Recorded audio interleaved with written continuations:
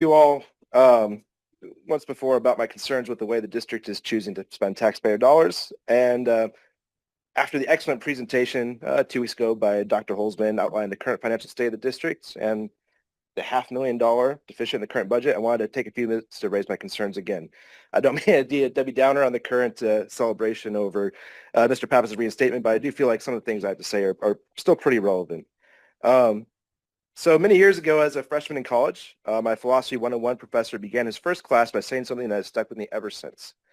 Integrity is everything, meaning that regardless of what moral philosophy you choose to follow, and I do think there are some that are better than others, if you don't have the character and honesty to stand up for what you believe and say that right is right all the time and wrong is wrong all the time, then your beliefs are worthless. As I mentioned back in February, my wife and I have lived in Waynesboro for a little less than 5 years, and I live and pay taxes in the Summit View Elementary School District.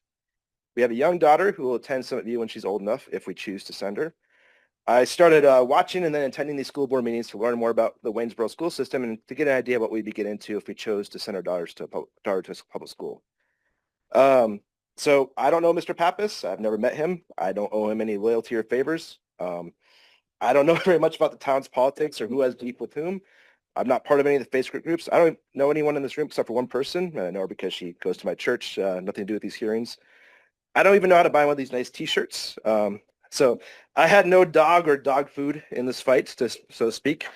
What I do know is I'm a homeowner and taxpayer in the Summit View Elementary School District, and I work hard to earn the money that funds the budget that Dr. Holzman shared. Ms. Fortney expressed in a meeting a few months ago a story of her child being upset that she had to attend another school board meeting, and I can sympathize entirely. My daughter frequently cries in the morning and begs me not to go to work and says, stay home and play with me instead, and it's heartbreaking every time.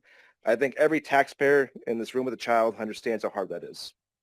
The trade-off here is that each and every one of us pays a decent percentage of our hard work salaries to the district in the hopes that you all will spend those resources wisely and for the public good, educating and developing the minds of our children in the district. So imagine the anger I feel that between legal fees and the price of having a principal suspended with pay for closing in on a year, the district is closing on spending $300,000 on a separate about Steve Pappas, which thankfully did not go through. And we had to stop and say, what was that done for? For making a joke about cafeteria food?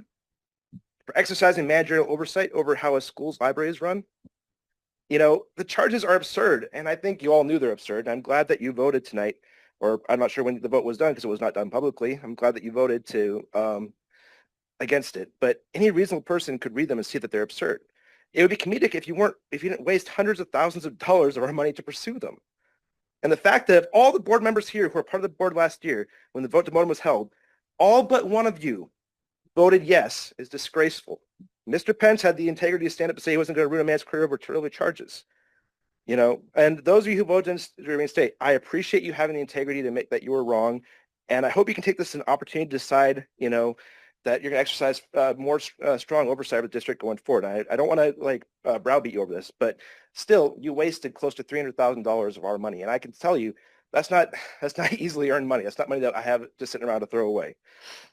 Let's talk about other factors impacting the $500,000 budget hole. So I have right here a memorandum of understanding from July 20th, 2022, where a 7th grade teacher in the district who had been credibly accused of allegedly sexually harassing multiple young girls was allowed to retire and was paid over $25,000 in cash and benefits as part of his retirement package. And as part of this MOU, the district agreed to keep the terms of retirement confidential. So let me ask you this. This man was allowed to retire, and as such, because he wasn't fired for cause and, you know, subjected to pension forfeiture, he's being paid out of the pension fund. How many tens of thousands of dollars of our money is being paid to support his lifestyle? Every single year. School enrollment is down. Of course it is. How on earth do you expect parents like myself to trust your children to your care when you cover up for reward predators and punish men like Mr. Pappas, who had the integrity to stand for children and say this is wrong? I'll note the district gave Pappas no confidentiality agreement or cash payout when they choose to publish the charges against him before his hearing. How can you sit there and hold yourselves to be men and women of integrity, but let that happen? Do you have any shame? So if you want to restore public trust in the district, it needs to start now. Stop wasting hundreds of thousands of dollars on frivolous and petty witch hunts. Stop paying predators for their silence. Start doing what's right, even if it's hard, even if it costs you. That's the only way you're going to rebuild trust. Thank you for having the integrity to Mr. Pappas. I do appreciate all your hard work, and thank you for your time.